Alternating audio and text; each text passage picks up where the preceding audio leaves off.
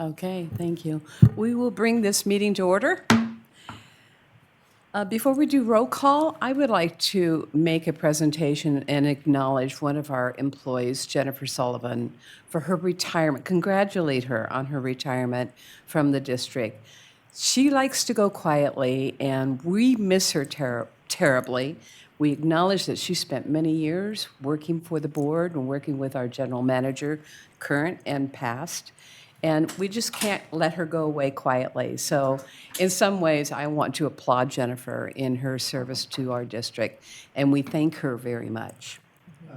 Madam President, along Yes. that line, I'd like to request for the next meeting, we do a resolution in honor of Jennifer.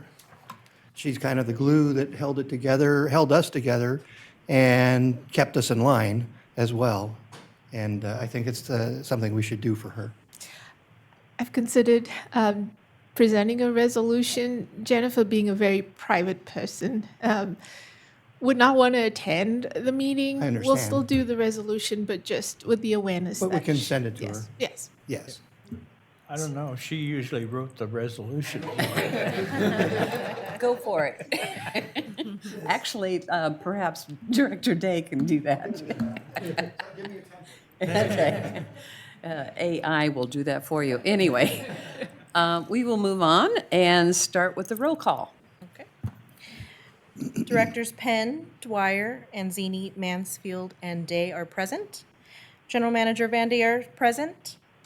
General Counsel Polson, present. Board Clerk Ditmore, present. President Anzini, all directors are present. A quorum is established. Okay, thank you. We will stand for the Pledge of Allegiance. Director Dwyer, would you like to start us off? It'd be my honor. Ready? Pledge allegiance to the flag of the United States of America and to the republic for which it stands, one nation, under God, indivisible, with liberty and justice for all. All right. Okay, we will move on to adopting the agenda. I'll move that we adopt the agenda as presented. Second. Okay, moved and seconded to adopt the agenda. Okay, we'll take public comment on the adoption of today's agenda. If you're present in the meeting room and would like to provide public comment, please come to the microphone and state your name for the record.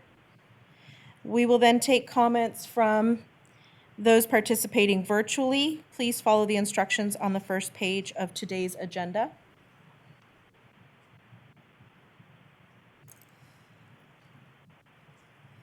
Okay. President Anzini, it does not appear that we have any member of the public wishing to speak on the adoption of the agenda. Would you like me to call the vote? Yes. Okay. We have a motion to adopt today's agenda, moved by Director Dwyer and seconded by Director Penn. We're ready for the vote. Okay. Press your buttons. It looks like it's passed. Yes. Directors Penn, Dwyer, Anzini, Mansfield, and Day voting aye. Motion passes. So we'll move to item number C, and that is public comment regarding items that are not on the agenda. So if anyone wishes to comment on any items that are not on the agenda, this is your moment to come to the microphone. We will now open public comment for items not on today's agenda. If you're present in the meeting room and would like to provide public comment, please come to the microphone and state your name for the record. We will then take comments from those participating virtually. Please follow the instructions on the first page of today's agenda.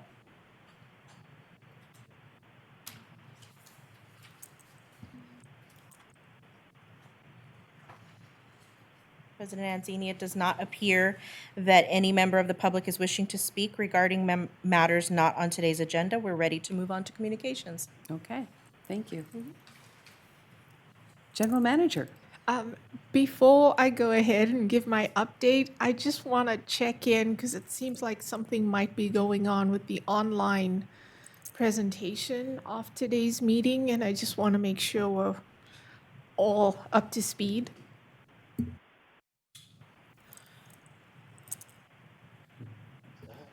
It's going through the broadcast. So I'll share with everyone.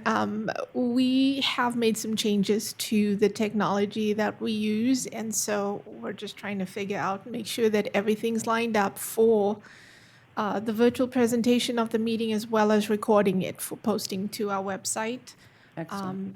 So we do ask for patience as we try to resolve whatever the issue is. Is it good? Okay. Sounds right. like we're good. All right, we're good to go. So today I have awards and recognition. We are honored to share that El Dorado Irrigation District has received the Certificate of Achievement for Excellence in Financial Reporting from the Government Financial Officers Association of the United States and Canada, the GFOA. This recognition is for the district's annual comprehensive financial report for the fiscal year ending December 31st, 2024. The report was reviewed by an impartial panel and reflects our continued commitment to transparency, accountability, and clear communication. The Certificate of Achievement is the highest form of recognition in governmental accounting and financial reporting, and we are grateful for the opportunity to serve our community with responsible financial stewardship. The receipt of this award was due to the district team effort. However, Finance Manager Madison Franklin was instrumental in the successful completion of the audit with the changes in staffing that occurred at that time. She was key to understanding the data, where to find it, while remaining gracious and focused during a stressful time. We would not have been able to achieve this without her direct involvement. Well done to Madison and everyone who contributed to that last audit.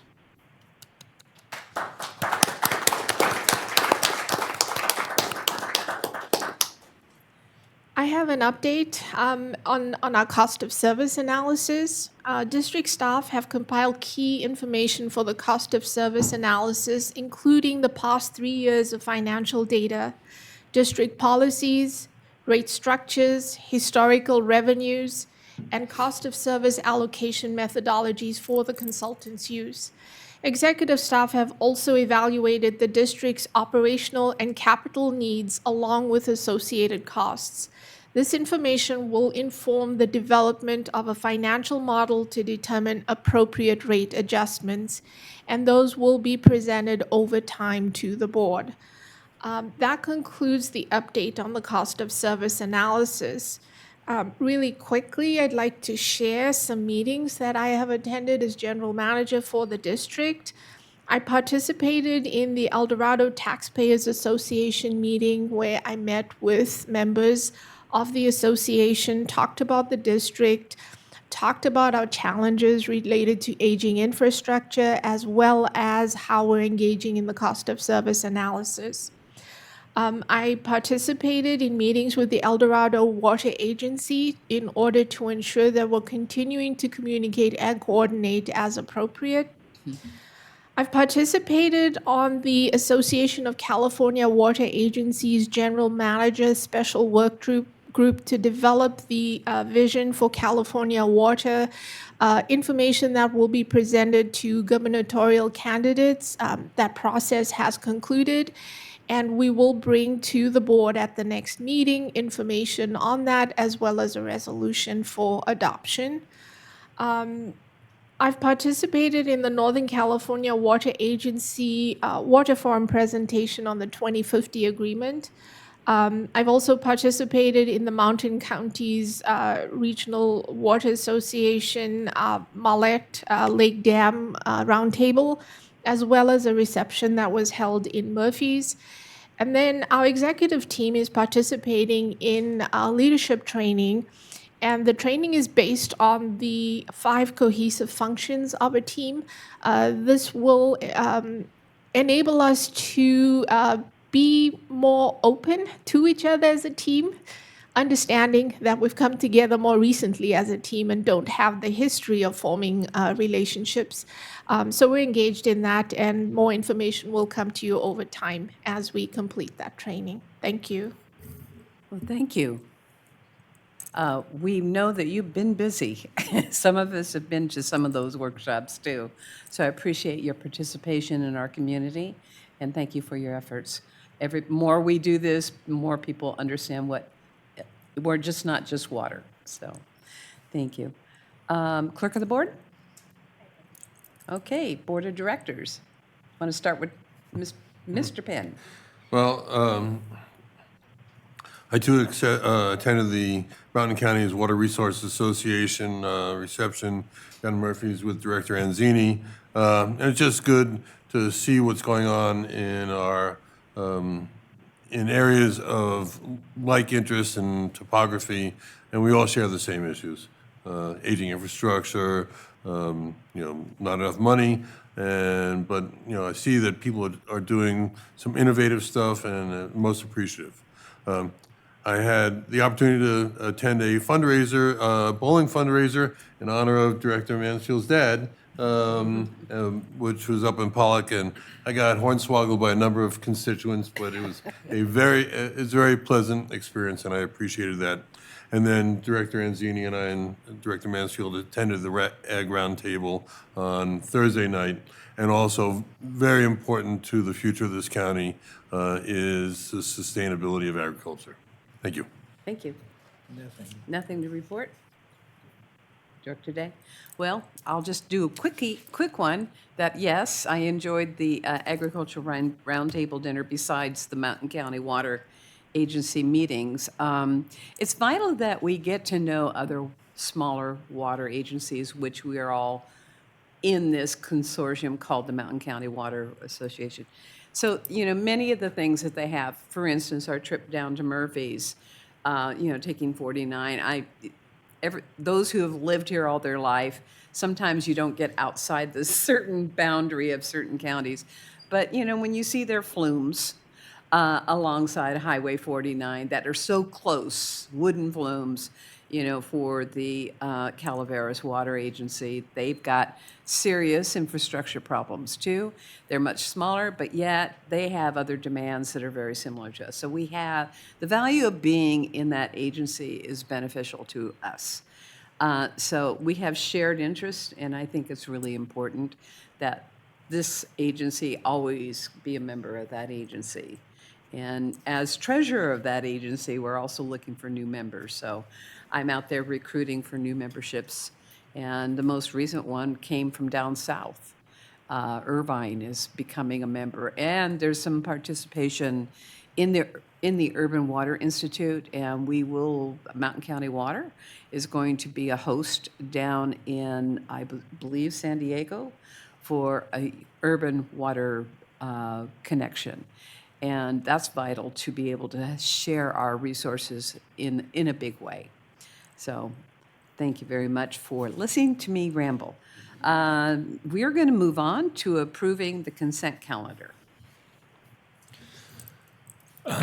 Before we do that, I'd like to pull items number 2 and 7 and recuse from those 2 items. My private business, Goldbud Farms, has a contract with Matt Veerkamp Vineyards for farming services, and although they're separate and distinct businesses, Matt Veerkamp Vineyards and Doug Veerkamp Incorporated share common ownership. So I will be recusing. Okay, and I am also pulling item number 6 for discussion, and that's a substantial item that I'd like to talk about. So we have items number 2, 6, and 7 pulled from the consent calendar. I'll move consent calendar absent items 2, 6, and 7. Right, Second. all right. This is an opportunity.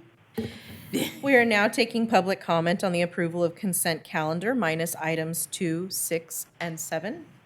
If you're present in the meeting room and would like to provide public comment regarding the approval of the consent calendar, please come to the microphone and state your name for the record.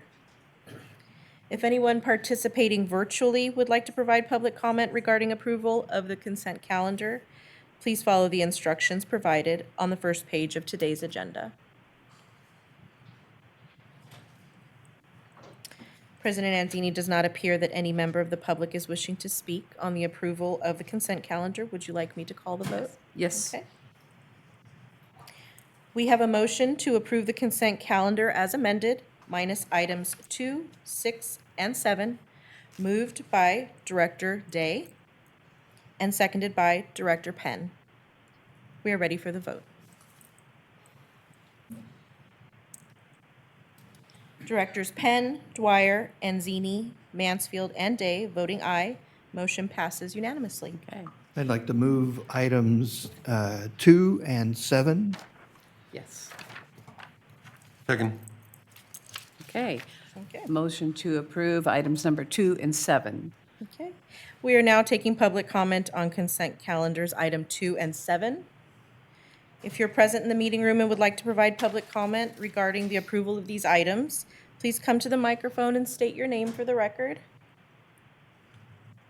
If anyone participating virtually would like to provide public comment regarding the approval of these items, please follow the instructions provided on the first page of today's agenda.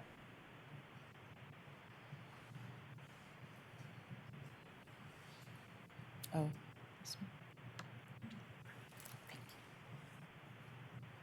President Anzini, it does not appear that any member of the public is wishing to speak on the approval of consent items 2 and 7. Would you like me to call the vote? Yes. We have a motion to approve the consent calendar items 2 and 7. I apologize.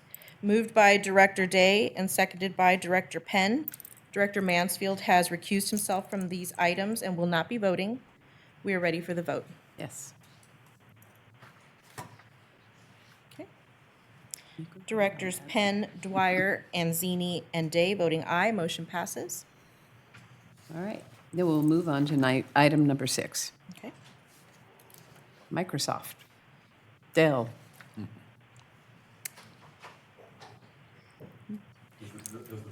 Yes. I'd have a couple questions. In reading this amount of money first is always a shock. And at some point, I would love to get a budgetary breakdown of all of our IT services and the software agreements that we have. This looks like a substantial amount, but does this mean that we are going to standardize the software on our network for all of our departments? Because currently, 365 is the current one, right?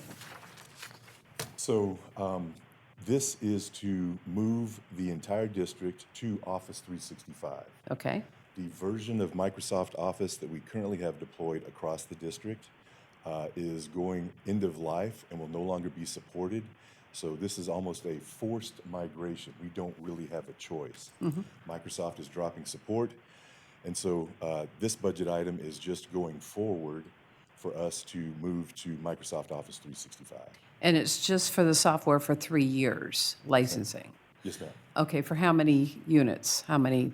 I believe that we have a 200 so including seasonal workers, so about 270, I think was the count we had as of Thursday, 270 licenses. And there's different, so for just a little bit of background and context, the licensing model from Microsoft for Office 365 is very, very different than the licensing model historically for Microsoft on-premise Office. So it's a named user. Each specific user has to have a license, and there's different levels of licensing. The Microsoft Office licensing that we have today is just a general population license. So as an example, we just hired 30 seasonal workers. They're going to get a much lower cost Microsoft Office license than the rest of the permanent staff. So does this also mean replacing equipment? Because I understand we have some very old equipment that will not take upgraded software. So my concerns are, I'm pretty sure this is going to cost more money, but the important thing is everybody have the standard utility. We currently have Exchange, right? That's used. Does that replace that? Yes, excellent question. So yes, it does, but we have to use what's called an Exchange hybrid model. Okay. So we will have Exchange in the cloud, which we're currently migrating everyone from what's called on-premise Microsoft Exchange, also end of life, also no longer supported. We're migrating folks from on-premise Microsoft Exchange to Exchange in the cloud. But because we also have some SCADA software Okay. that requires direct connections, we have to retain Microsoft Exchange on-prem until we can migrate our SCADA connection to the cloud as well. Okay. So we're going to end up with, the official term is a hybrid model. You're going to have a hook. Yes, ma'am. Yeah. Okay. So I know a little bit about IT. So, okay. So you've answered all the questions I had at this moment. My biggest concern is maybe I'd like to see, and I can come here separately and just have an idea of what the plan is in the next 2 years. So to give an idea. Yes, ma'am. On I'm your sure we plan. can prepare Great. that. And I believe some of that work is already underway Good. for our software licensing. And we're in the process right now of gathering all of that information so we have it consolidated so we can make that exact kind of projection. And you're going to make sure board members get a software license? Yes, ma'am. Absolutely. We Okay. factored that into our count. Otherwise, everything goes into Google. All right. Thank you very much. Very welcome. Okay. Any other questions? I will add really quickly, some of the changes we're talking about is going to lead the district overall to cost savings, but it's a step-by-step process. Okay, thank you. And I'd like to see that too.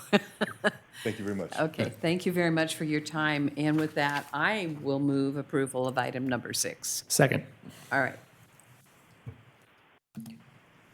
Okay. All right, we are now taking public comment on consent calendar item number 6.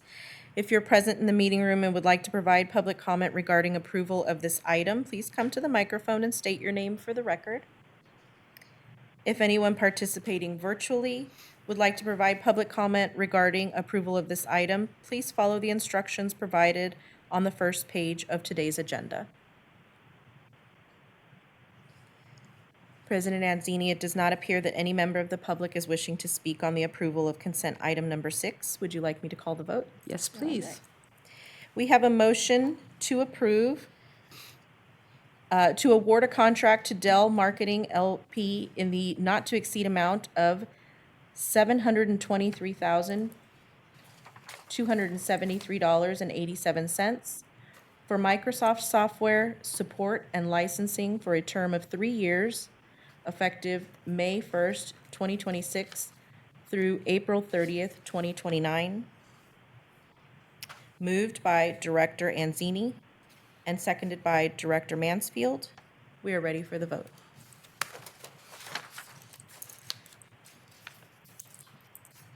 Directors Penn, Dwyer, Anzini, Mansfield, and Day voting aye. Motion passes unanimously. Thank you.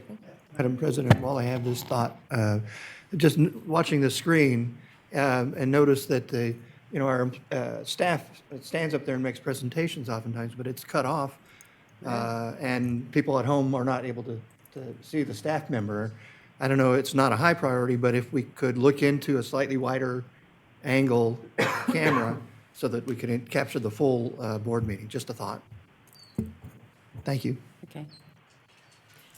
Okay. Item number G, workshop. Oh, no, it's workshop, item number 11. I'm sorry. Okay. Read it wrong.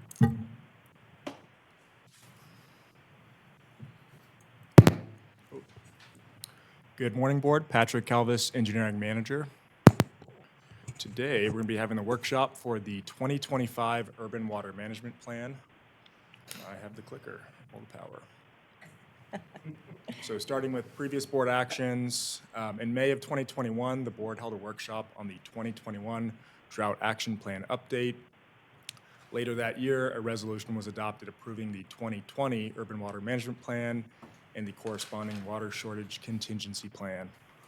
In August of last year, the board received and filed the water supply and demand report from 2025. And a couple months later, the board awarded a contract to Zanjero LLC in the not-to-exceed amount of $71,000 in change. We do have Robert Heather from Zanjero here with us today as well. And that was for this cycle's urban water management plan and corresponding water shortage contingency plan. So a brief summary of the issue. This plan is required every 5 years by California Water Code, the Urban Water Management Planning Act specifically. for purveyors that deliver over 3,000 acre feet or serve more than 3,000 customers, both of which the district does.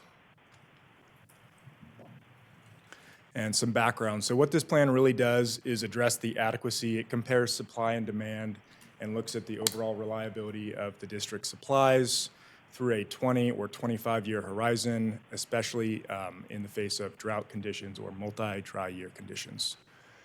Importantly, it's also used to support Senate Bill 610 required water supply assessments.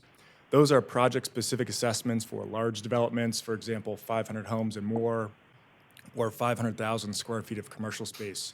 Those are some of the triggers for those specific assessments. And it also provides the basis of unitized demands for infrastructure planning. So before I jump into the data and kind of analysis of this plan and go over this roadmap, we're going to start with our supply overview, looking at our contracts, rights, and entitlements. Then we'll jump into our water supply, looking at that through 3 different scenarios: a normal year, a single dry year, and a multi-dry year scenario. We'll look at projected connections and population through 2050. We'll then switch over to look at our demands, looking at unit demands by region, so El Dorado Hills, Western and Eastern service regions. We'll aggregate those and roll it up to 2050. And then importantly, in the next step, the water service reliability will compare supply and demand, again through those 3 lenses: a normal year, a single dry year, and a multi-dry year. We'll touch on the public outreach that's been done. We'll wrap up with some key takeaways, and then separately from the Urban Water Management Plan, I'll be giving an update on our equivalent dwelling unit, also known as water meter availability. So the district's water supplies overview on the left-hand side there, those are all well-established contracts, rights, and entitlements the district has used and enjoyed for some years. You can see we've also included recycled water in Outingdale there. On the right-hand side, we do have one planned supplies that's included for the purposes of this planning document, and that is the Central Valley Project Fazio water. And then the figure there, you can see the 3 service regions that the district is broken into. So El Dorado Hills, Western, and Eastern. So now getting into the data, this represents our normal year supply through 2050. Again, all well-established contracts, rights, and entitlements for the district. No changes here or surprises. I do want to point out a couple things. So our planned supplies, again, that CVP Fazio water, is reflected for the purposes of this plan to come online in 2030. Additionally, I'd like to point out we've made no changes. So an updated analysis was done, but compared to the 2020 plan, there are no changes to this table. And then as we move through the data, I just want to point out, so that bottom right-hand corner box, if we look at our total supply sources projected in 2050, we're just above 78,000 acre feet per year. So now switching to that second scenario, so this is a projected single dry year supply. For convenience sake, I've highlighted the boxes which we do expect to see a reduction in supply during a single dry year. So those include our ditches/Weber Reservoir rights, Sly Park Reservoir, as well as our CVP contract. Again, I'd like to point out, while we did do an updated analysis based on the past 5 years of data, there are no recommended changes compared to the 2020 version of the plan. And so compared to the last slide, now that kind of total summation in 2050, we're now projected to have just above 67,000 acre feet available in a single dry year. And now looking at the most challenging supply scenario, this is a multi-dry year supply, so looking at 5 consecutive years of drought. Couple things I'm going to highlight here. So again, those highlighted boxes, those now draw a distinction between the prior slide, so between a single dry year and then a multi-dry year where we expect to see reductions in supply. In addition to those first 3 rows, which we also saw impacts in a single dry year, you now see that for Outingdale, we expect to see a reduction. This is all based on looking back at past hydrologic events. So for this multi-dry year analysis, the district, along with our consultant, did look at our most recent periods of drought. The most recent 5-year dry period was from 2012 to 2016. So 2016 would have represented the 5th year of a multi-dry year supply. However, in doing a comprehensive analysis, 2021, which was year 2 of a dry year scenario, we actually experienced more significant hydrologic impacts. And so in the essence of being conservative for this plan, the year of 2021 was used as the basis. Of note, the one difference that we've made here compared to the 2020 Urban Water Management Plan was an updated projection from years 2 to year 5 of the ditches/Weber Reservoir rights.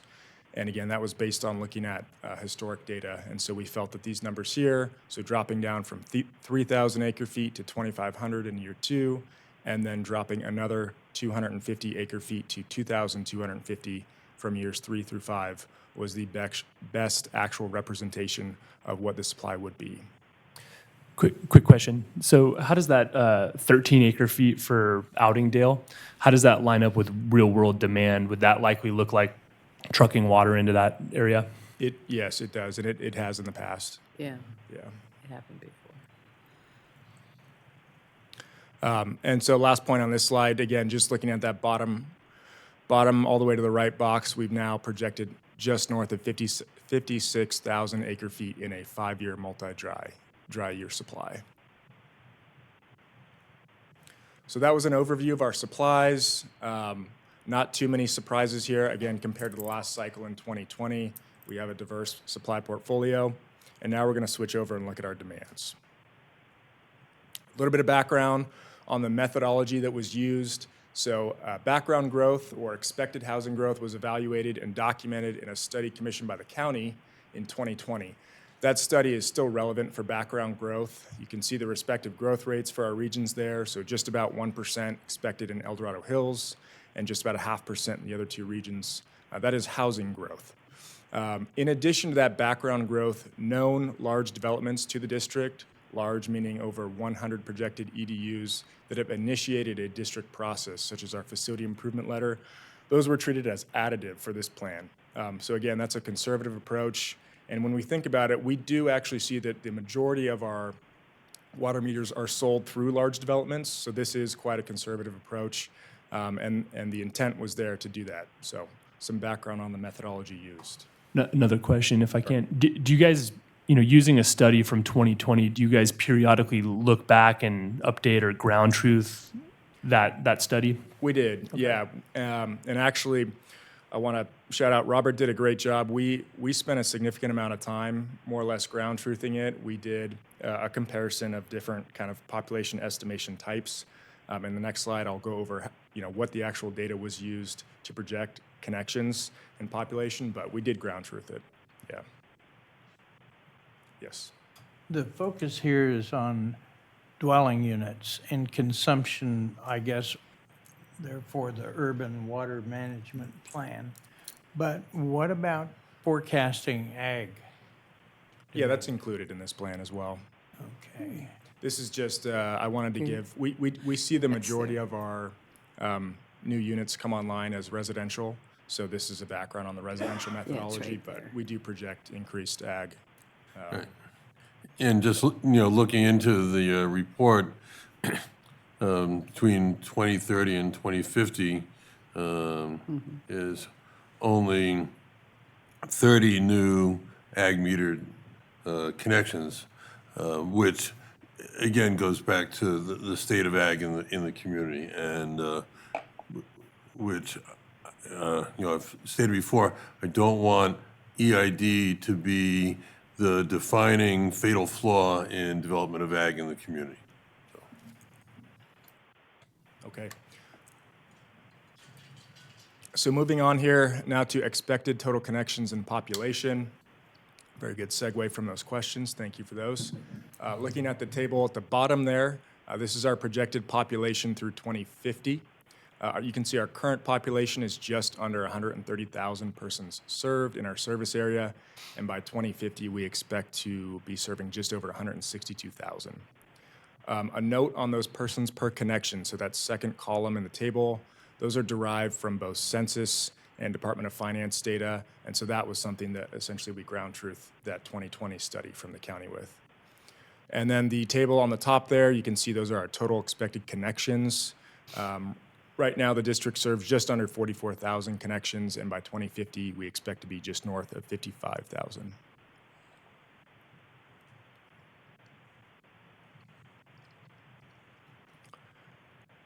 So starting to look at our demand patterns, how did we analyze these?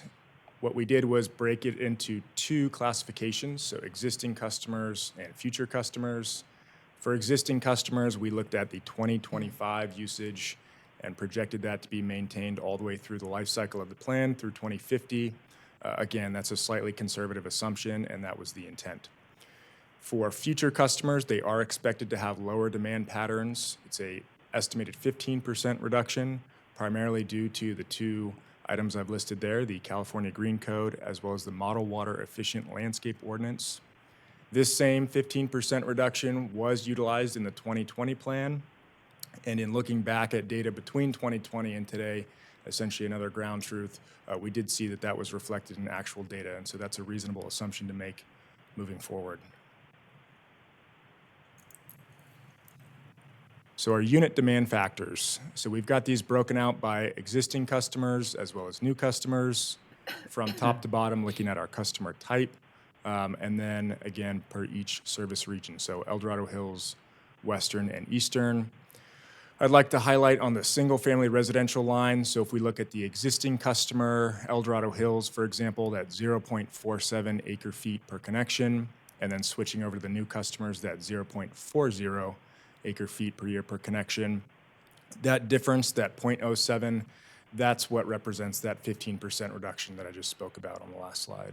I have a question about that. Yes. How do they do that? The building codes? Like what specific things do they require? Right. So I think the Cal Green Code primarily focuses on low flow fixtures, and then the MWELO, or the Model Water Efficient Landscape Ordinance, is primarily based on turf reductions and things like native plants. And this is through the county, right? The county has to Those are establish. those are state Oh, state, okay. initiatives. Okay, great, thank you. And then for convenience sake, I always like looking at things in gallons per day compared to acre feet. It's just a little easier for me to digest. So on the bottom there, I've noted for new customer, single-family residential, what those equate to in gallons per day. That's per connection, it's not per population, is that Correct, per connection. Yeah, it's a good point. So, for example, if we look at maybe the fourth row there, multifamily, that might catch the eye, but, the reason is for each connection in a multifamily, you've got multiple dwelling units, and so it is per connection. Does the state has been pushing speaking of per person, reducing, down to 60 gallons a day per person. Does that factor into this report? So there's a few different requirements that look at water conservation. Robert might be the best one if we want to get into specifics to talk about the difference. I'll give it a stab, and then if they've got follow-up questions. So I believe the SBX 7-7 was the 20 by 20, the 20% reduction by 2020. In the 2020 Urban Water Management Plan, we did show that we met that goal. There's a few other things, if you don't mind. Yeah. Good morning, Senior Deputy General Counsel. Elizabeth Leeper. I believe, Director Day, you were referring to some of the most recent water use objective standards. So there is a residential standard, and it is that ratcheting down of essentially a per person standard. Fortunately, the overall objective, that's just one of the elements of the overall objective that we have to meet from a regulatory standard. So we don't have to individually impose or satisfy that residential standard. And we do have a separate initiative looking at essentially the district's compliance forecast for that larger water use objective.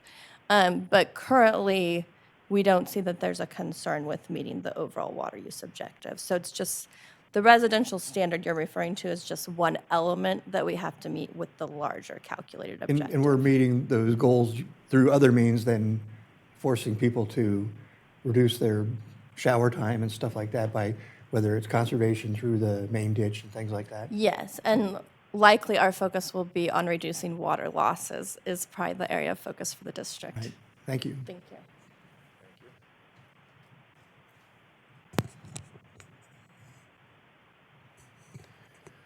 Okay, so we've looked at projected connections and population growth through 2050. We've looked at the unit demands. Now through multiplication, we're looking at these rolled up demands here. Again, we've got our existing potable users on that top group there, our new customers broken out solely by region in the next row, and then below that we've got including agriculture, distribution system losses, and other authorized uses such as our recycled supplement. A couple things I'm going to point out here. So I boxed both the El Dorado Hills region and Western region growth for our new customers. Should be no surprise, but our fastest growth that we expect to see remains in our El Dorado Hills region. We do still really expect to see solid growth in the Western region in that Cameron Park area. You might note in the Eastern region, it looks like a flat line there from 2030 to 2050. However, if we look down under the other section at agriculture, we do expect to see projected deliveries there. The vast majority of those would be within the Eastern region. One other thing I'd like to point out, just based on the comments that Elizabeth provided on distribution system losses, so they do appear to be increasing, and they will be on a projected on a volumetric basis. However, that's a function of increased deliveries over time. And in actuality, we do expect to see that being reduced on a percentage basis based on things like the main ditch piping, but similar types of projects like those into the future. So increased investment into capital infrastructure to reduce water losses, as well as things like better demand management measures and things like that. Any questions on this slide before I move forward? Yeah, the estimates or projections are for our current service area, is that correct? Correct. So the water agencies projected a 40,000 acre feet requirement that's not within our service area, but it is within our sphere, partially within our sphere of influence in the South County. How do we address that? Yeah, so that's not addressed in this particular plan, but recently General Manager Van Diar, as well as our Director of Engineering and myself, met with a representation from LAFCO through the Municipal Service Review. So I think that would be probably the place to potentially address that sphere of influence municipal service review. And they do that every 5 years as well, so it does line up in terms of the same 5-year cycle with this plan. Okay. I guess. Did it answer your question? I'm not sure. Well, maybe to add a little bit, or if you'd like to add some.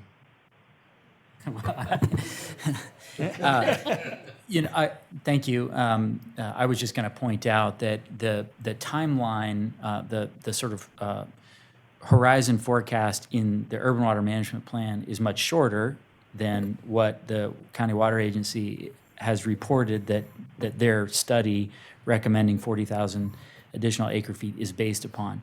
As I understand it, the need for 40,000 acre feet is justified by the general plan's ultimate build out without regard to any timeline horizon, whereas the urban water management plan is limited in its view to the forecasted demands through 2050. Okay. Thank you. I'll just add really quickly, the LAFCO meeting that Patrick referenced, they indicated that they will be meeting with the water agency and EID together to talk about that. So it will get factored in there, and depending on what that outcome is, then in future urban water management plans, potentially that will get incorporated. Okay, thanks. Yeah, because the build-out that we're talking about is really more residential build-out as opposed to the ag build-out. And that's where my confusion comes, I guess, or the difference in the forecasted models is significant. It is, yeah. And so, I mean, I can't comment too much on that additional 40,000 acre feet just because I'm not familiar with where that projection comes from. But I would say that for this plan, right, we're looking at, if I go back to, I'd like to go back to this slide. So we're looking at two things, and we did treat known large developments as additive. I know that doesn't address your question specifically about South County ag and potential growth there, but essentially we look at historical growth in every sector. So single-family residential, multifamily, ag is included. We don't want to over-project and be too conservative, right?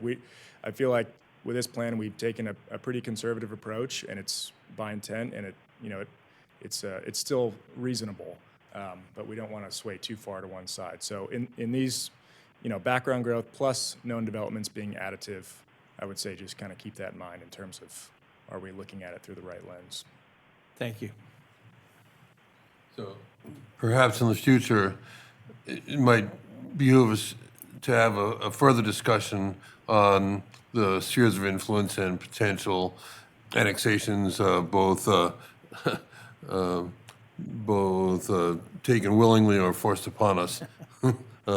So again, in the future, I think that would be a good use of our time. Thank you. Thanks. Any other questions on this slide before I move on to our reliability section? Okay. So we've looked at supply, we've looked at demand, and now this is getting into that comparison of supply and demand. The table here, we've got our normal year and then our single dry year through the planning horizon of the document to 2050. And then you can see that we've boxed the difference there, or the surplus. The district is projected to enjoy a healthy surplus in 2050 in a normal year of over 33,000 acre feet per year, and in a single dry year, just under 20,000 acre feet per year in 2050. So now looking at, again, a more challenging condition, the 5 consecutive dry years through 2050.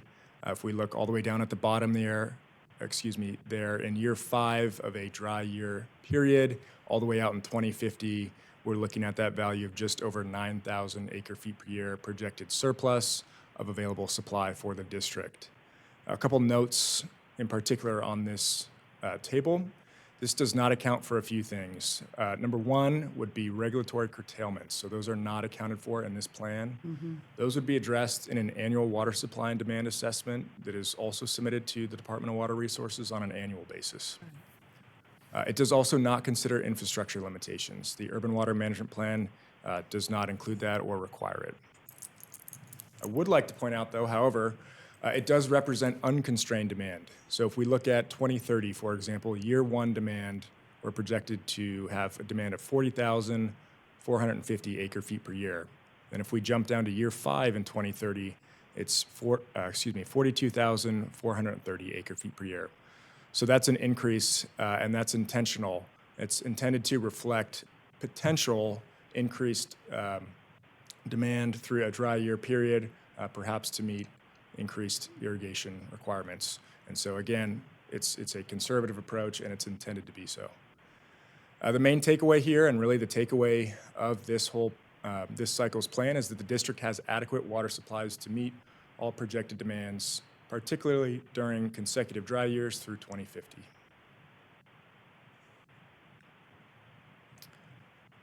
So now touching on the public outreach that has been done and we will continue to do for this plan, you can see the table of coordinating agencies that the district has reached out and coordinated with on the right there. The Urban Water Management Planning Act requires coordination with cities and counties. We've gone a little bit above and beyond that, and also notably coordinated with the Water Agency, the Regional Water Authority, and the Sacramento Water Forum. Notices were sent via email and post to all those agencies listed there well ahead of the 60-day deadline prior to the public hearing. In addition, the draft plan is available on eid.org as of last week. And I'll touch on this in a future slide, but we will also be posting notice to the Mountain Democrat prior to the public hearing, which, as we stand now, is projected for June 8th.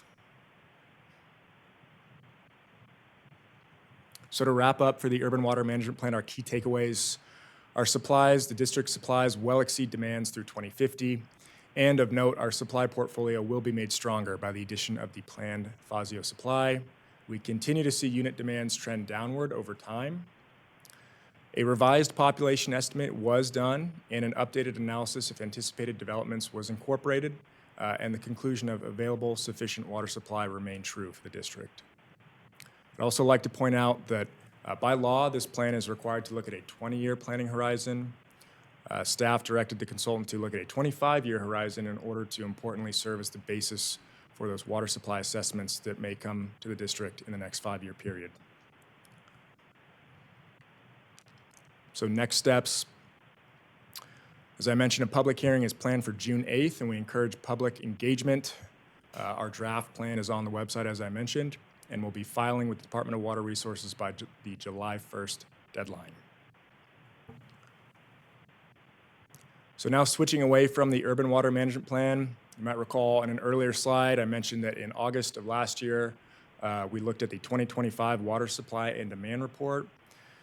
That was the previous report that looked at water meter availability in the terms of EDU accounting for the district. It was an internal-only report. It was not required by any regulatory body. At that same August board meeting, we presented the update as well as a recommended change in direction. That change in direction was the fact that we would now be presenting this data concurrently with the urban water management plan every 5 years. The benefits of doing so were to align methodology to be more consistent with how we do things in the district. In addition, we'll also be tracking these continuously now, as opposed to the annual basis and 3-year reporting frequency that was done prior.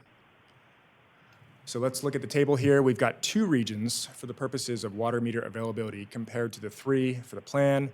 The reason for that is this is a construct of the district, right? We would like this to match the reality on the ground as much as possible. So while the urban water management plan is a planning document, we want to be conservative in every sense of the word. This EDU accounting update, we want to match reality a little bit more.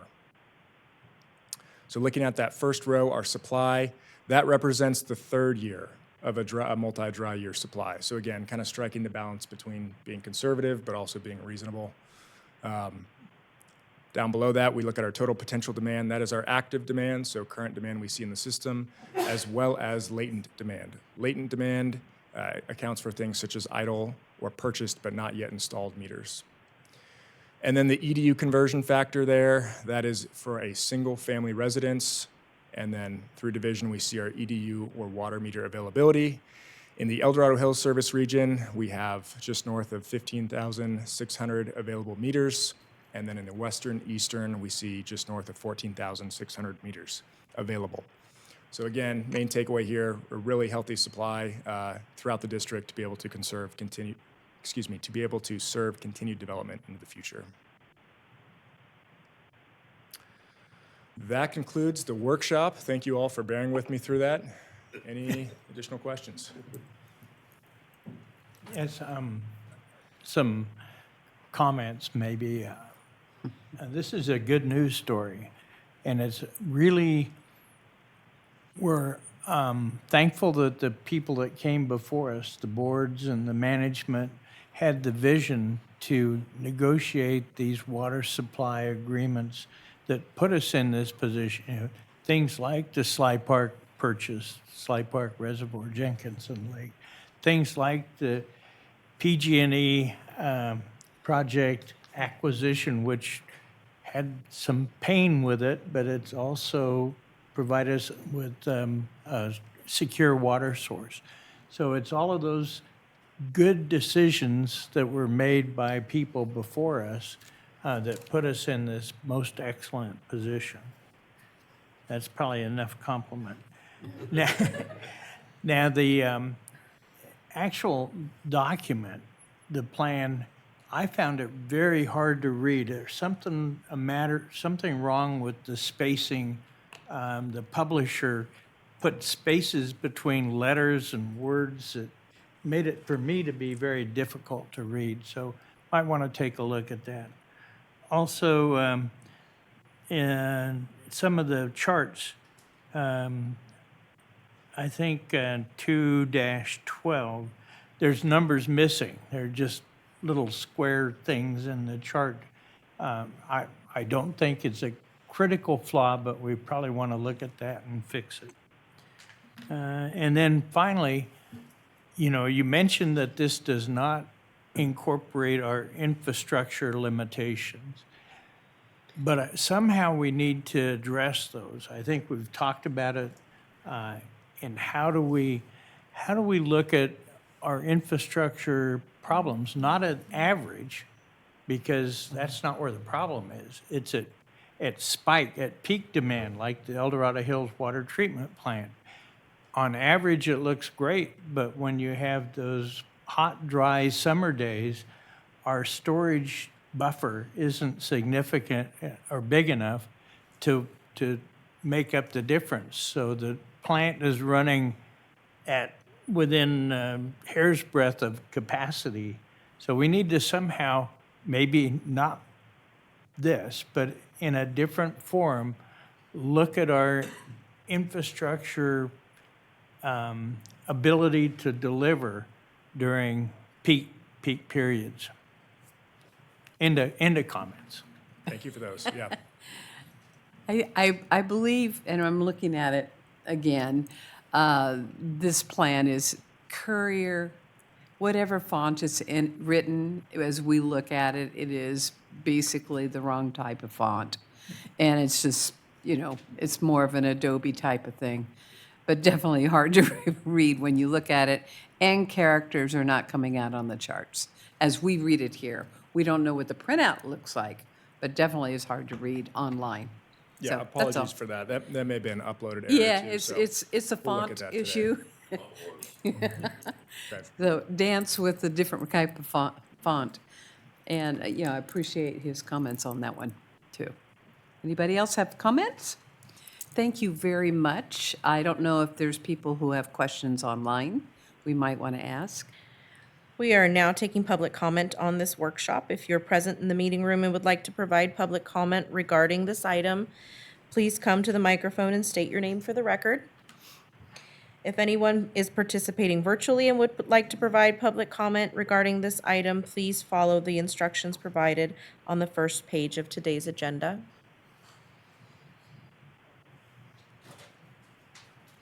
President Anzini, it does not appear that any member of the public is wishing to speak regarding the workshop. We're ready to move on to action items. Okay. Thank you, Patty. Thank you. That was an information item. Now we'll move on to action items. Number 12.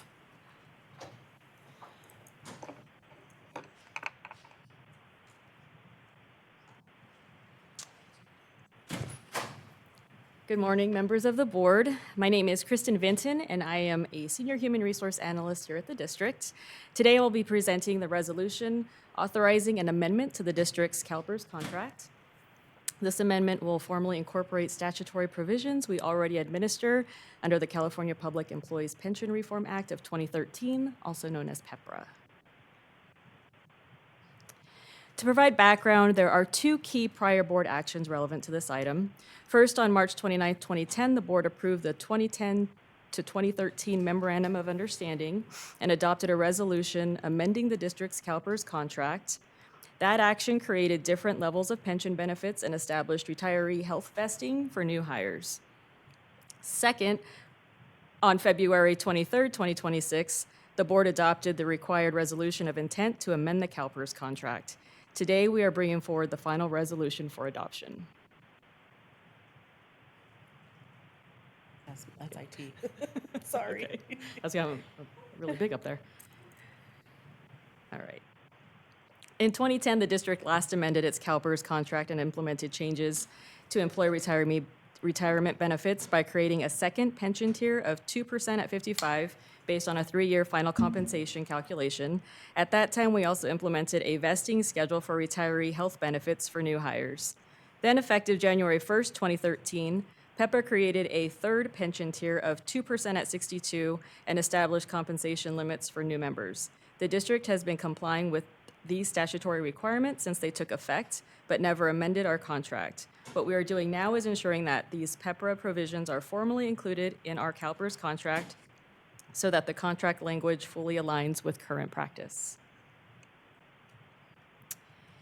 CalPERS requires a 2-step process for contract amendments. First, the governing body must adopt a resolution of intent. Second, at least 20 days later, the governing body must adopt the final resolution in a public meeting. As I mentioned earlier, the board adopted the resolution of intent on February 23rd. Today represents the final step, consideration of the final resolution adopting the amended contract. In terms of fiscal impact, there is no additional cost.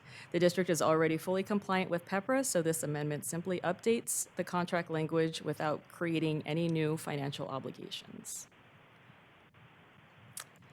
The board has three options this morning. Option 1, adopt the resolution authorizing the amendment to the CalPERS contract. Option 2, provide other direction to staff. Or Option 3, take no action. I'll move option 1.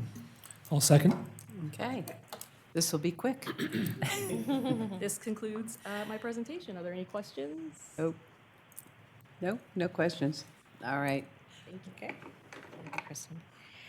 We are now taking public comment on the approval of action item number 12. If you're present in the meeting room and would like to provide public comment regarding this item, please come to the microphone and state your name for the record. If anyone participating virtually would like to provide public comment regarding approval of this item, please follow the instructions provided on the first page of today's agenda. Are you coming forward? Okay. Okay. President Anzini, it does not appear that any member of the public is wishing to speak on the approval of action item number 12. Would you like me to call the vote? Yeah, just one comment. This is not a cost to us. Yes. Thank you. We have a motion to adopt a resolution authorizing an amendment to the California Public Employees Retirement System contract, moved by Director Day, seconded by Director Dwyer. Oh, was it? I apologize. My head was down, I didn't see. Thank you. Seconded by Director Mansfield. We are ready for the vote. Okay. Please vote. Directors Penn, Dwyer, Anzini, Mansfield, and Day voting aye. Motion passes unanimously. Thank you. All right, we will move on to item number 13.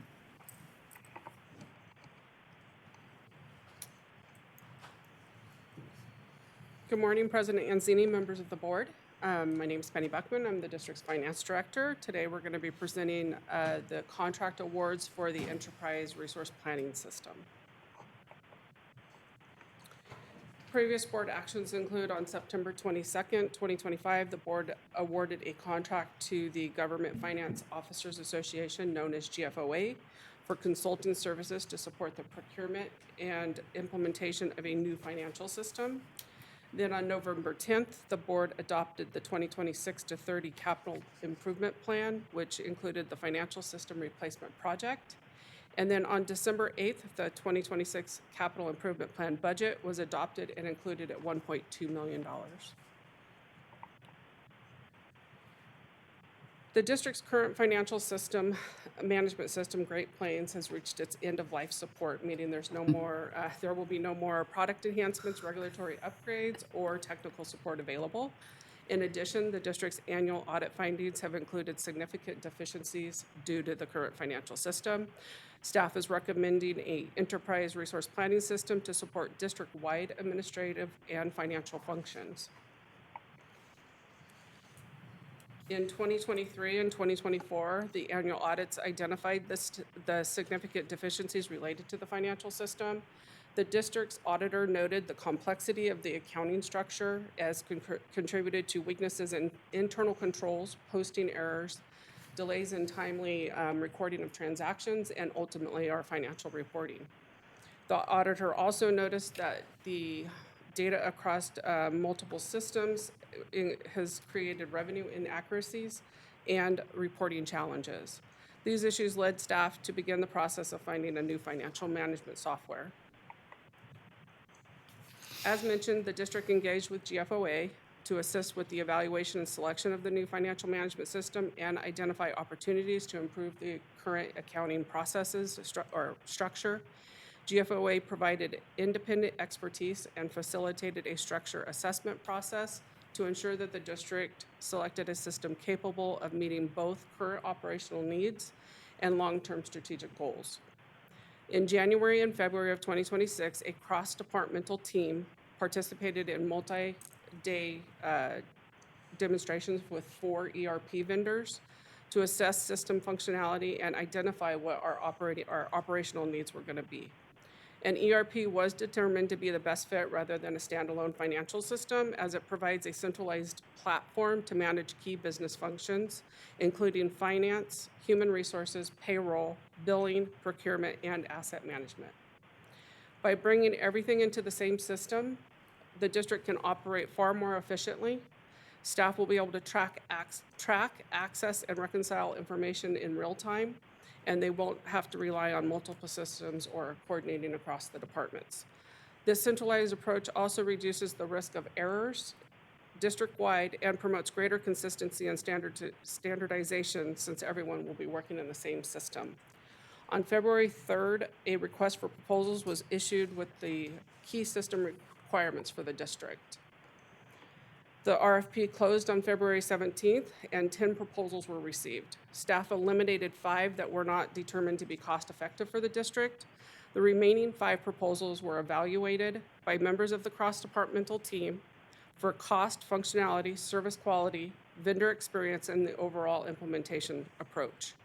As a result, 2 proposals did not meet our RFP requirements, and 3 vendors were invited for final demonstrations, one of which declined.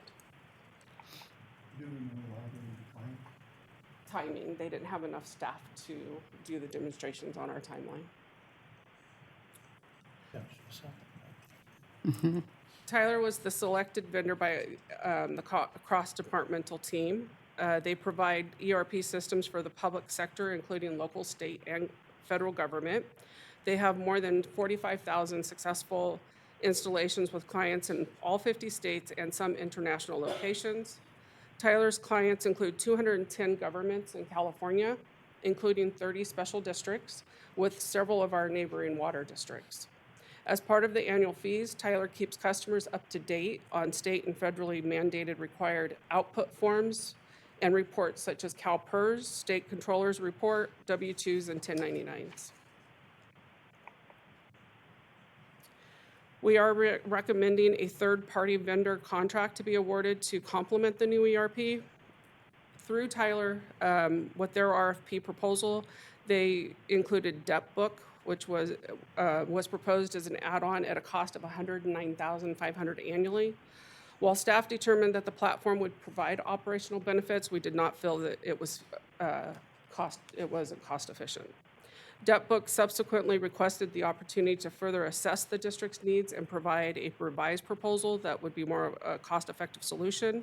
Following that evaluation, DebtBook submitted a revised price proposal of $116,680 to provide the services over a 3-year term with no implementation costs.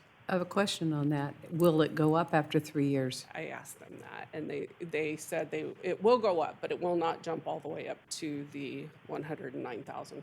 Depending on the financial, for our 3 years operating it, seeing if it was worth it? Right. Okay. To ensure that the district was receiving the best overall product for these services, staff requested a demonstration and pricing proposal from Simpro, another treasury management software provider. The district currently utilizes an outdated Simpro platform for investment management.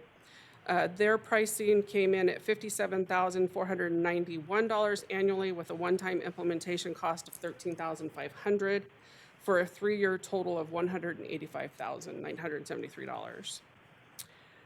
DebtBook will integrate directly with our ERP and the district's banks and provide monthly and annual journal entries for investments and debt, monthly investment reporting and investment policy compliance, and it will provide the reporting for Governmental Accounting Standards Board GASB Statements 87 and 96 related to subscriptions and leases.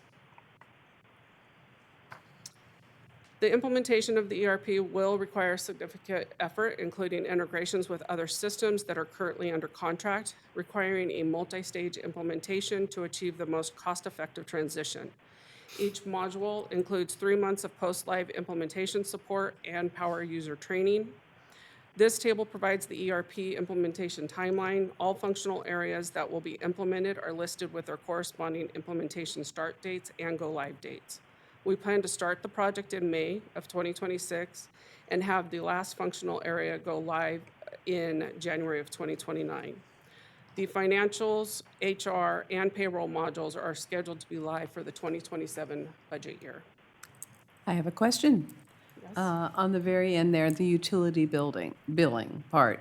This is a thing that we've talked about several times since I've been on the board, but the question is we'll offer the same opportunities for our ratepayers to log in and have that access to pay their bills.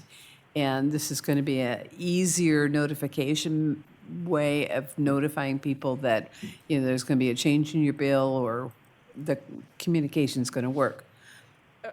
Yes, from the demos that we saw, it will be at least what we have currently, but we actually feel it will be. Yeah, it's low on the priority, though, because it won't be implemented until the 29th.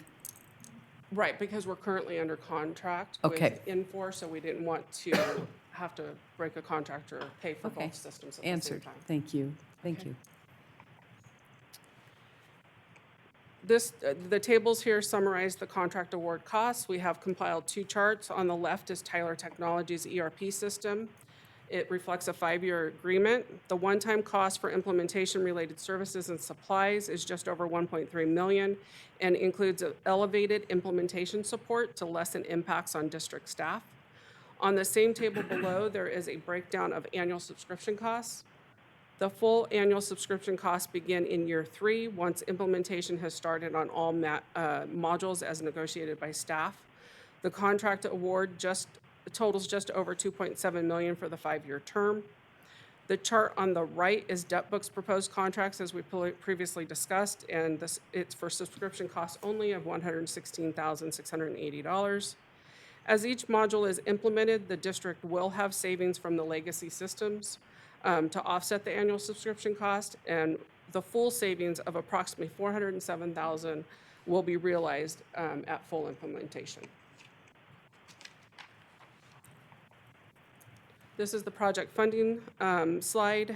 The top portion of the chart itemizes the project's budget. Only the first year of the subscription costs will be in the capital improvement program or project budget. After that, they will be expensed in the operating budget. The budget totals just over $2 million, which includes a 10% contingency.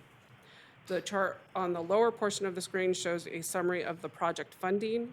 The project has current budget of $1,450,000 as approved by the board, and staff is requesting a budget augmentation from available fund balance of $606,637, which will be funded from 60% water rates and 40% wastewater rates. Question on that. If I understand that right, that's really from our, quote, retained earnings or our fund cash balance? So it'll have a negative impact on our ratios that we use for bond issuance? It will use fund balance. I don't think it'll impact those ratios, but yes, it does lower it. It's not a significant amount that'll, okay, thank you. So board options, option 1, award contracts to Tyler Technologies Incorporated in the not-to-exceed amount of $2,751,041 for design, implementation, and annual support of an enterprise resource planning system through April 30th of 2031, and to DebtBook in the not-to-exceed amount of $116,680 to provide investment, debt, and cash management software and related services through April 30th of 2029, and approve a budget transfer from available fund balance in the amount of $606,637 to the financial system replacement project number 24046.01. Staff is recommending option 1. Move option 1. Okay. I'll second it. Just a curiosity, or a question. Great Plains is our current vendor, and I'm just wondering why, this is a substantial amount of money, why wouldn't they keep their stuff up to date and current to avoid losing, an account like us. I think they're actually going away. I wish David was here, he would know, but they're no longer producing them. Yeah, they're retiring the project. Okay, so it's really old. Yes, it's from 1996, I think Yeah. the district implemented it, and it does have broken system. It's a broken system. Okay. It posts its own journals on occasion. Okay. So I just like to make a Thank you. comment. When it comes to software upgrades, I think the EID, from my own opinion, is we've always deferred upgrades and updates because of the cost. And though we may have been frugal, it may have caused more problems than it was worth.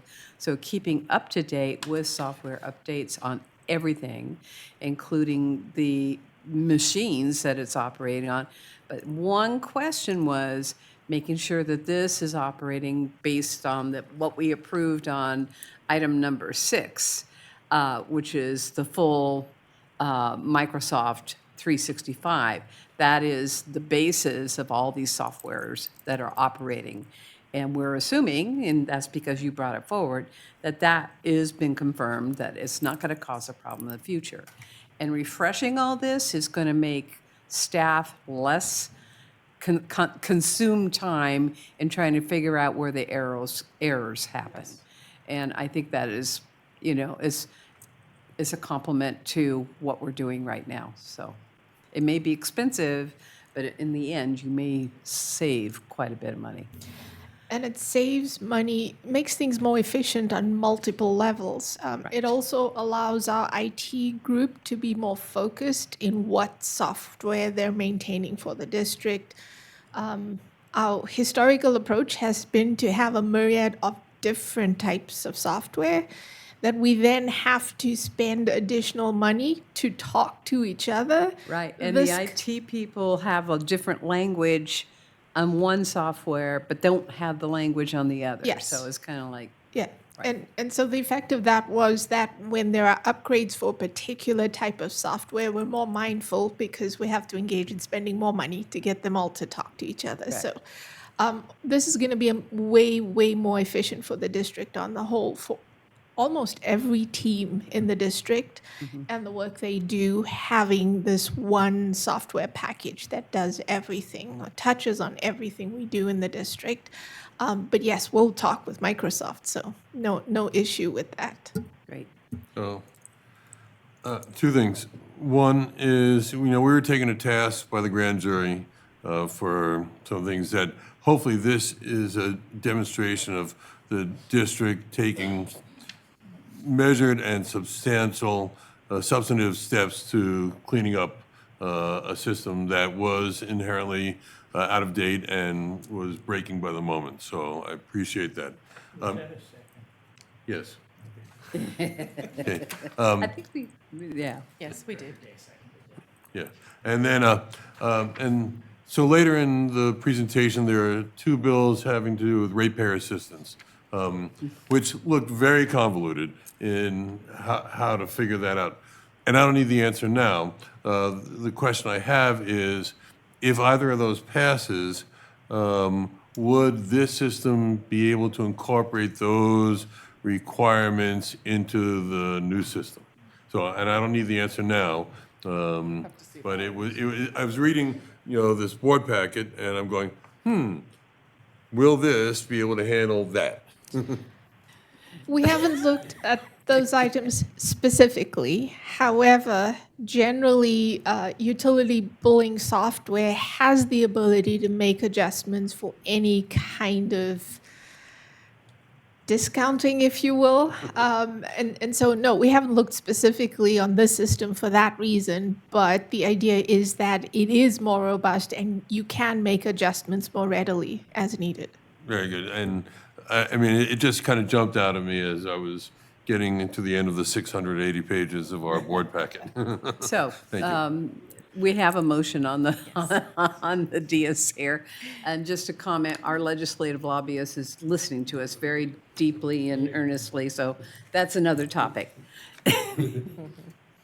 Okay, we are now taking public comment on the approval of action item number 13. If you're present in the meeting room and would like to provide public comment regarding this item, please come to the microphone and state your name for the record. If anyone participating virtually would like to provide public comment regarding the approval of this item, please follow the instructions provided on the first page of today's agenda.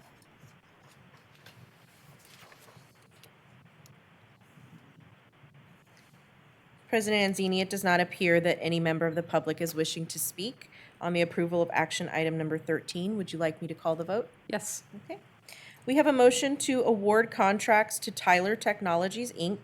in the not-to-exceed amount of $2,751,041 for design, implementation, and annual support of an enterprise resource planning system through April 30th, 2031, and to debt book in the amount, in the not-to-exceed amount of $116,680 to provide investment, debt, and cash management software and related services through April 30th, 2029, and approve a budget transfer from available fund balance in the amount of $606,637 to the Financial Systems Replacement Project, project number 24046.01, moved by Director Dwyer and seconded by Director Day.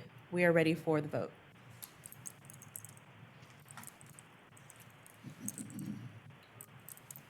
Okay, Directors Penn, Dwyer, Anzini, Mansfield, and Day voting aye. Motion passes unanimously. Okay, we'll move on to item number 14. Madam President, might I suggest, since we have someone waiting in the audience, that we do item 15? Oh, Just sure. bump it up? If you want to bump it up, you Yeah. want to remove this? We've already. That's your prerogative as Yeah, president. I think this is gonna, this one's gonna go fast. Okay, it's your Okay. call. So We're gonna are we- continue with 14. Okay. Before we start, apologies to Mr. Wilson, but unfortunately, I'll be recusing myself from this item for the same reasons as stated prior to the adoption of the consent calendar.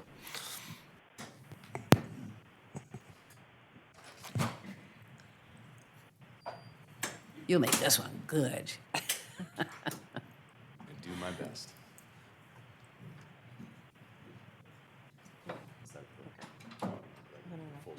County's biggest pile. Okay.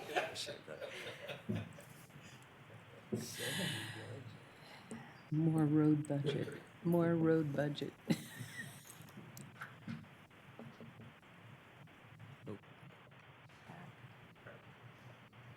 All right, good morning, Board.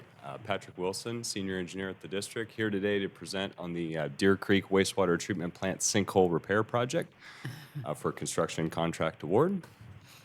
So previous Board actions, the Board approved a contract for Sandus Civil Engineers and Surveyors to review the Deer Creek Wastewater Treatment Plant sinkhole site and come up with a stabilization method and methodology for implementation. This project was included in the December 8th, 2026 through capital improvement plan budget. So summary of the issue, a sinkhole was identified adjacent to the sludge dewatering building back in October of 2024. Staff initially deployed Youngdahl Consulting to review the site, and I'll get into that more later. And in short, the void needs to be stabilized and then effectively filled. So some of the background, this issue has stemmed back to the original construction of the wastewater treatment plant back in 1975. All 5 of these vertical shafts were identified to an abandoned mine below the facility itself. All 5 of these locations were subsequently backfilled with what we believe to be aggregate base. And over the years, settlement has occurred in different variations across the facility. So of note, hopefully I can get this to work properly, maybe not. They don't work. They don't work. Oh, man. Nope. I can Okay. bring my cat laser toy for you. I was going to say, that'd be perfect. So I'll just work from left to right. On TV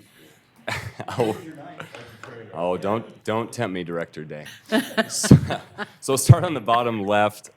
So all the 5 locations are highlighted with the orange hue, or excuse me, red hue around them. So the bottom left was actually stabilized back in a early 2000s project for a chemical upgrade facility. We actually looked at that facility and didn't, none of the concrete that was in place there exhibited any forms of cracking. So that facility, location, repair looks great. The next three, as you move from left to right, actually, the next four, excuse me, are the locations that we actually proposed and had Sandus through a subcontractor drill to see what sort of level of stabilization was at each location. And in the middle of the screen, you can see second from the right, the sludge dewatering building. That location is the one that we're talking about specifically today. The other three locations of note, upon drilling each one of those locations via hollow stem auger method, which is very similar to like well drilling at a residential house, we found rock in each location, so we were able to drill through the aggregate base and effectively found rock. No settlement was found at any of those locations. So the current status, so in the left photo, it shows the sludge dewatering building, and then we've got it cautioned off for the approximate location of the void itself. Of note, it's about 30 feet deep and about 8 feet wide. The photo on the right is actually, there's a G5 box that's there, valve box that we were able to open up, which is initially how staff found this void, looking for basically a clean out for that line that's going through that void. That is the sludge dewatering line, which will actually be relocated with this project, and I'll get to that in a moment. But effectively, you can see down into that void from that location. And so just to show the lines in conflict, so the lines in red are running through at some level the void. Obviously, the one directly in the middle is the sludge dewatering line. And then the other red line that's running through kind of on the edge of that void is actually a recycled plant water line that we need to relocate as well with this project before we're able to before we're able to repair the sinkhole. So the scope of work includes 76 linear feet of 10-inch polyvinyl chloride PVC pipe. That's the recycled water line. That's actually shown there on the right. So in that same valve box, we were able to pivot the camera, and that's actually the recycled water line just poking through the side of that void. We'll also have 43 linear feet of 6-inch PVC, which is the belt press drain line that's spanning that void currently. That'll allow us to abandon about 100 feet of pipe, and then we'll actually be placing concrete in 3 separate lifts. So 70 cubic yards is in the neighborhood of 10 concrete trucks to actually fill the void. And while we'll be filling this void in hopes that it will never sink again, we're also going to be placing monitoring vaults so that staff can continue to monitor it annually and see if any settlement persists. Those monitoring vaults will also allow us to place any additional concrete or slurry, whatever we decide, deem appropriate, through those vaults if any settlement does occur in the future. And then any site restoration, whether it be concrete, asphalt, will be included with this project as well. At the bottom of this sinkhole, were you guys able to identify solid rock like you did in the other ones? No? No. No, so the geotechnical report it's very verbose, very long. I'll do my best to shorten it. The short version is that we were able to find rock in locations around the void. So the idea being that this concrete, if you will, blob will actually settle into the rock itself and bind itself around it. Okay. So what we'll actually be doing is the bottom of this void currently has water in it, so we'll actually be pumping out that water to place the first of the 3 lifts of concrete. We'll know after the first couple of days if it's going to bind very well to that concrete, to the surrounding rock. So we're very optimistic that that's the solution. Youngdahl was part of Sandus's team to complete this project. They've had many other projects within this county of similar nature, actually at school districts of all things, where they've had to complete this very similar work and have found this to be a successful methodology. Initially, we looked at doing like a 2-sack sand slurry, something without concrete in it. Youngdahl had presented some really good opinions and actually case studies where they had tried that and it had settled and they'd focused more on the concrete. So the idea being it'll bind. Yeah. Yep.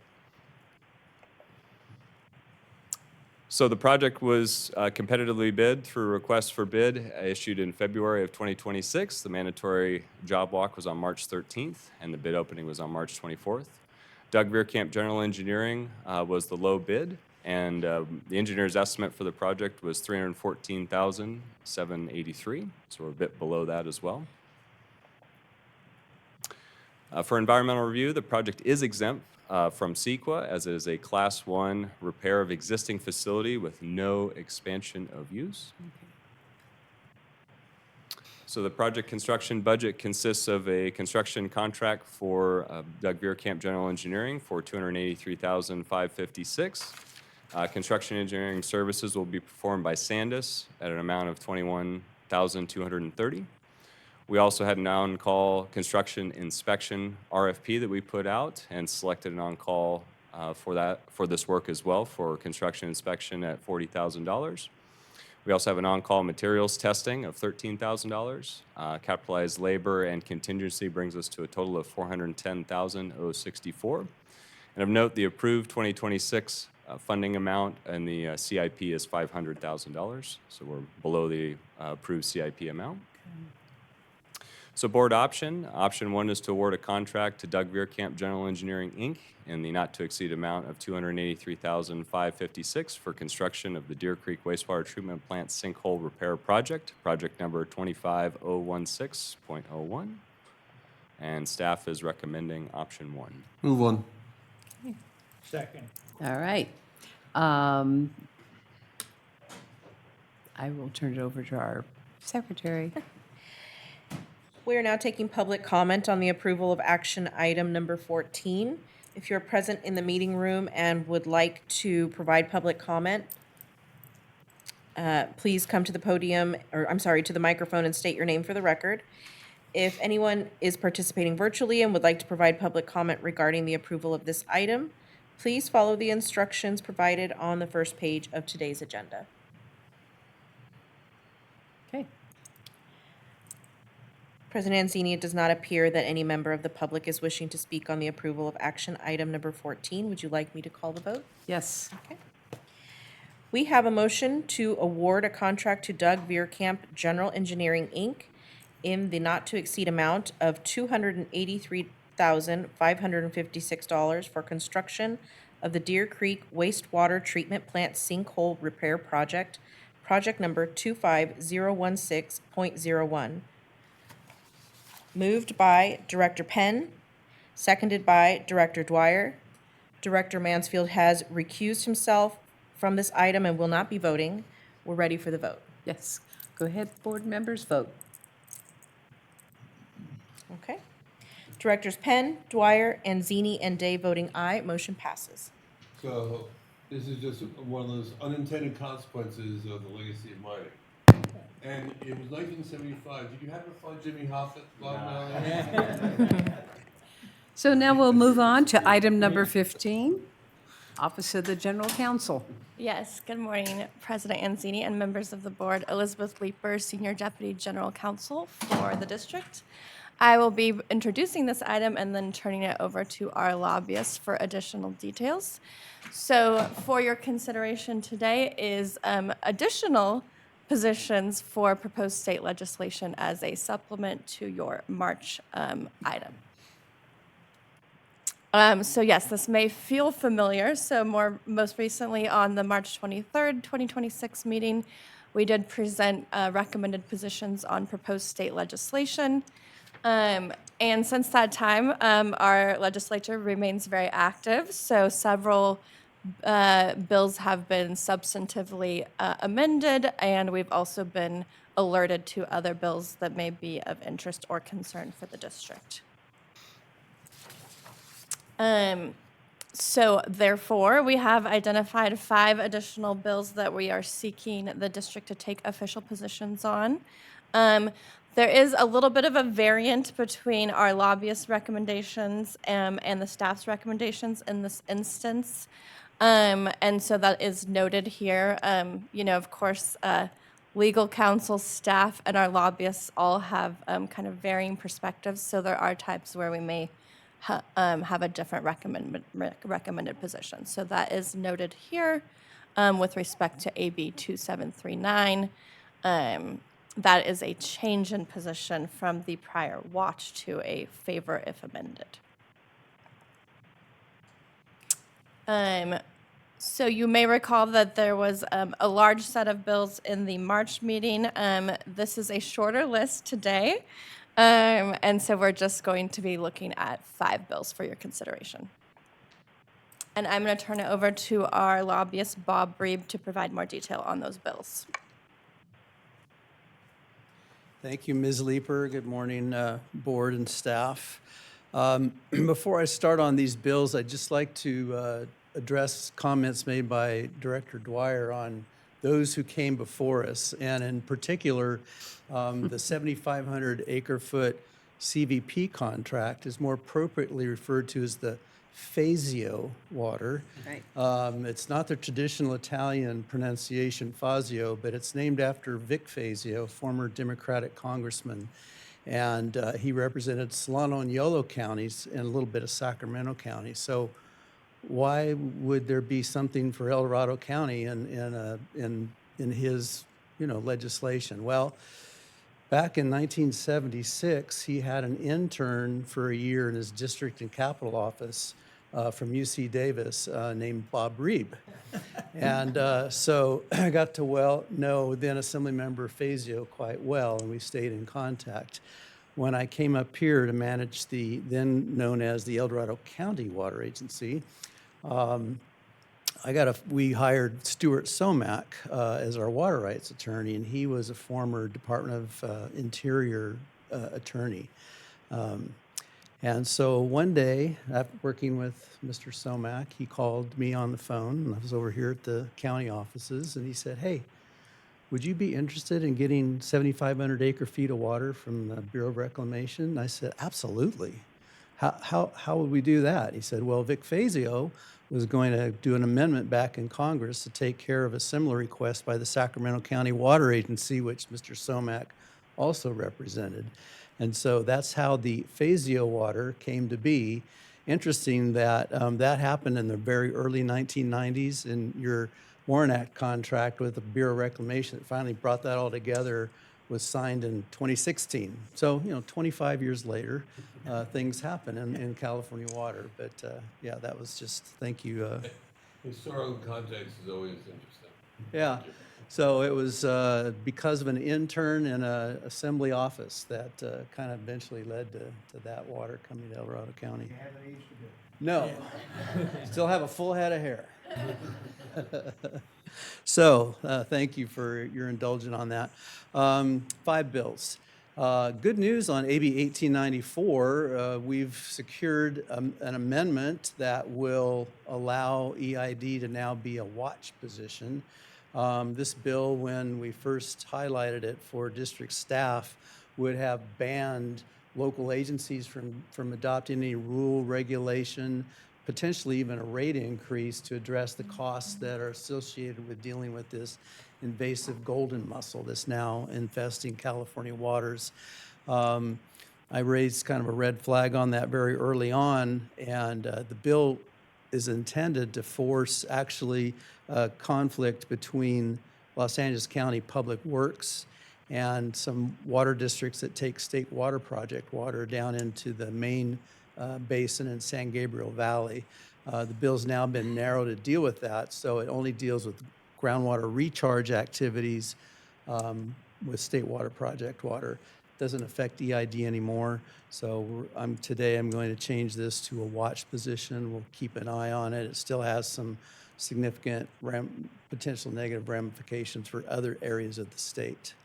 But we want to make sure that it doesn't get amended later on to come back to create some concerns for the district. The next bill, AB 2032, is second of 3 bills that deal with legislative response to the invasion of golden mussels. This is AB 2032 by Assemblymember Rhodesia Ransom from the Stockton area. And it would do 3 things, I think, of importance. First, it would require the Department of Fish and Wildlife to develop and adopt best management practices for water agencies to control golden mussels. We're looking for that guidance right now. It would also direct the department to update and post spatial distribution maps of golden mussel infested water bodies That's important so that your staff up at Sly Park Reservoir, for example, can access that database and know if a recreational vehicle is coming from an infested reservoir or water body, that they'll pay even greater attention to quarantine or decontamination. And the third part would add a new section to the Food and Agriculture Code to expedite pesticide evaluations because this is a new invasive species. There's no natural predators, there's no natural controls, so there's a lot of research and kind of trial and error going on right now by local agencies to deal with this infestation, but we could use some expedited action on the part of the state, yes. What if we introduced otters into Sly Park? Yeah, but I don't know. Probably, these things are about the size of my little fingernail, Yeah. so we probably have to eat a lot to Yeah. satisfy those otters. They are voracious. Yeah, yeah. So this one we're recommending a favor position. The next bill, AB 20. Hold on, Yes. Bob. So, reading this I was just kind of taken that they'd mentioned golden mussels specifically, and we have other, zebra mussels and things like that. And rather than taking an invasive species approach, they were doing a species-specific one, and it just seems like every time something new pops up, it would require new legislation. Is there a rationale on keeping it as species-specific? Say that 10 times fast. Yes. So your point is well taken, and that's why last year, with legislation that the district supported, we moved from golden mussel and quagga zebra mussel in the Fish and Game Code to invasive mussels. But in this case, the treatment methods may not be appropriate for some mussel to be named later that comes from somewhere else, Vietnam or China or what. So we have to deal with the one that's facing us today. And so if something else shows up, there likely have to be some research into what can control that. But yeah, we're trying to make it apply muscle-wide, if you will, wherever possible. Mussel shoals, I guess.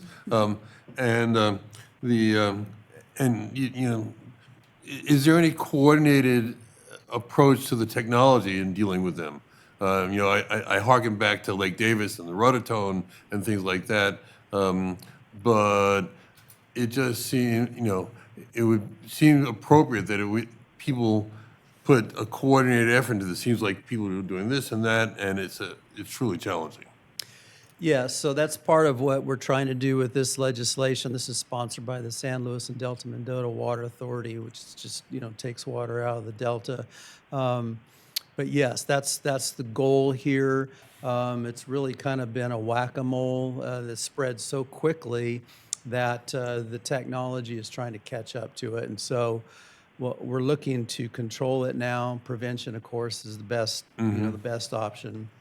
But the control eradication mechanisms right now involve chemical treatments in waterways, and that, of course, implicates the National Pollutant Discharge Elimination System and securing permits from the State Water Resources Control Board or regional boards, so it gets pretty complicated. And so part of that effort by the Golden Mussel Task Force at the Department of Fish and Wildlife is to try and identify treatment methods that don't implicate water quality or impacts to other, fisheries and things like that. And as I was reading this, and L.A. and San Gabriel, I was harkening back to Controlled Nature by John McPhee, where just the whole idea of the control of nature was brought up, and he was talking about the debris flows in the San Gabriels. But I couldn't help but think about it as reading all these bills. So thank you. Yes.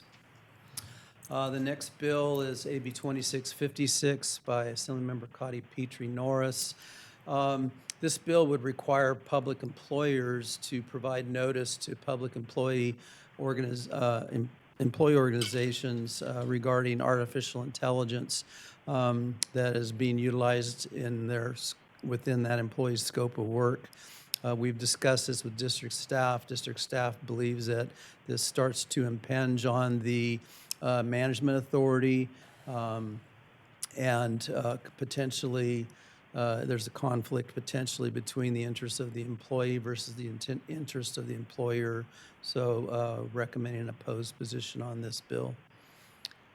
The next bill, AB 2739, this is a bill by Assemblymember Soria. So this bill and SB 1125 are not contingent, wouldn't be contingently enacted. In other words, both of them don't have to pass for either to take effect. However, these two bills separate. You'll recall last year, SB 350 by Senator Dorado. That was, at that time, the latest in a series of bills that sought to stand up a low-income water rate assistance program.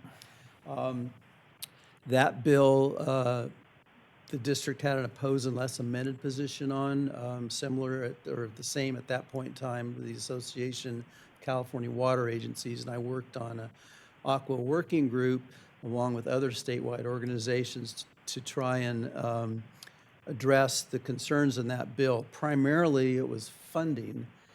The bill, SB 350, would have stood up a program but had no funding. And of course, from the district's concern was we didn't want a water tax, a fee placed on all of your ratepayers to raise the money to help other ratepayers, because the whole point of the water low-income rate assistance program is to address water affordability. Didn't make sense to Aqua and its members to increase the cost for everyone else, making water less affordable to assist low-income households. So, Isn't that the same kind of criticisms coming from the electric companies who are doing that too? the electric companies, of course, are regulated by the CPUC, and they Right. actually have authority. The problem that you have, or the challenge you have with local agencies is Proposition 218. Right. And the constitutional restrictions on how you devise your rate structure. Rates for you, the irrigation district, have to be proportional Right. and represent the reasonable cost of providing service. So if you were to impose a increased cost on your customers to pay for this water low-income rate assistance program, you would likely be in violation of both the proportionality and the reasonable cost of providing service standards in the Constitution. Thank you. So, so these two, so essentially what happened is SB 350 was split into two. And AB 2739 would stand up a fund, a special fund in the general fund of the state to pay for a water low-income rate assistance program and a community water system program that would provide funding. It's not really defined in the bill, but it would provide funding for community water systems like EID to pay the cost of infrastructure upgrades or replacements. So distribution system, pipeline, water treatment, could be any range of things. The bill really doesn't have much detail in that area. So this would establish a fund, but there's no money in the fund. So this is one where district staff felt a favor position was important for EID. Aqua has moved to a favor position on this bill as well. California Municipal Utilities Association, other statewide associations are trying to push this forward. SB 1125 is the water rate assistance program component, or half, if you will, of the former SB 350. And then this would set up the program under the State Water Resources Control Board based on and require the State Water Resources Control Board to develop guidelines to operate the program. It would also authorize the State Water Board to secure a third-party provider or providers to assist in identifying households that would be eligible under the bill. It's 200% of federal poverty level. So for a family of four, it's about $64,300 per year income. That and below would qualify that household for a $20 per month credit on their monthly water bill. There's also another approach to determining what that credit would be. It's kind of detailed, but anyway, there's two different ways to get to the credit. This bill would then require the community water systems like the district to operate the program. Aqua initially had the same concerns with this bill. They did not want to get into a position where the program was stood up without funding and the community water systems had to implement the bill credit. In other words, you'd have to pay for it out of your own pocket, but we weren't sure how that would work. So I participated in the Aqua Working Group on this bill as well. There's two amendments that recently went into the bill that would specify that the community water systems would not have to do anything unless there was funding provided for the program. And based on those two amendments, Aqua moved to a favor, and district staff believes a favor position is in order on this bill as well. I'm anticipating a question from the gentleman on the end. So still no money. Still no money. And then, are there supplemental environmental projects in the water universe? I'm sorry, I don't So understand. that's a lot of environmental bills have the capability of if you get caught doing something bad, instead of money going into the general fund, it goes into some other purpose. I'll defer to Brian. It was just going, where do you get the money from? I mean, that's the whole issue. So that was just one of the thoughts that came to mind. I mean, like cap and trade money. It's legalized extortion. Yeah. So the funding for this, based on the amendments in the bill, would have to come from federal or state sources. And there would be no local money put into it. In fact, the bill, one of the amendments that Aqua insisted on would say that you would have to be compensated for the administrative costs. For example, you're talking about the software and billing software. If there had to be a change in that or more staff or auditing or all these other expenses, those would be reimbursable. One of the concerns I had was reimbursable doesn't equal giving you the money up front. So even in that case, I would be concerned about utilizing district resources, kind of spending your money, waiting to be reimbursed by the state. Because right now, it's not continuously appropriated fund, subject to the appropriation of the legislature each year. So, but the two amendments that Aqua Working Group prepared will protect against the administrative costs being on you and the program cost also being paid for by community water systems themselves. So the goal here is to avoid a Proposition 218 legal jeopardy. The final bill today is SB 1330 by Senator Arreguín. This is a reintroduction of his SB 431 from last year. It would provide penalty and jail enhancements for assault and battery on utility workers, those in uniform out performing their duties. And so given kind of recent history here in El Dorado County and other parts of the state, we're going to recommend a support position on this bill.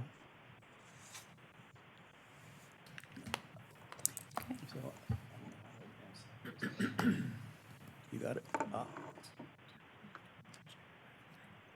Watch.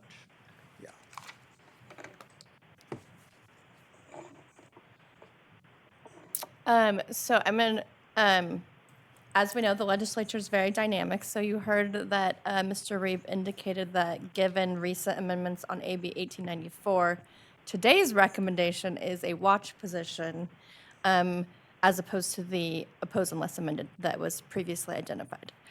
Therefore, I think for clarity of the record, I'm going to say that the recommended option is option 2, which would read as consider approving recommended positions on proposed state legislation, including a watch position on AB 1894 for purposes of clarifying where we are as of today. I'll make that motion. Okay. I'll second that motion. All right, now we have some motion here. Thank you very much for the presentation. So, We are now taking public comment on approval of action item number 15. If you're present in the meeting room and would like to provide public comment regarding this item, please come to the microphone and state your name for the record. If anyone participating virtually would like to provide public comment regarding approval of this item, please follow the instructions provided on the first page of today's agenda. President Anzini, it does not appear that any member of the public is wishing to speak on the approval of action item number 15. Would you like me to call the vote? yes. Okay. We have a motion to approve the recommended positions on proposed state legislation, including a watch position on AB 1894, moved by Director Day, seconded by Director Mansfield. We're ready for the vote. Directors Penn, Dwyer, Anzini, Mansfield, and Day voting aye. Motion passes unanimously. Thank you very much. So, Thanks, Bob. we will now move, I would defer this to our attorney. Thank you, President Anzini. The board will now recess to closed session where it will consider the two items agendized today as closed session items A and B. I anticipate the board's consideration of these items will require at least 20 minutes. Okay, thank you. The board is now adjourning to closed session. We will return to open session no earlier than 11:20.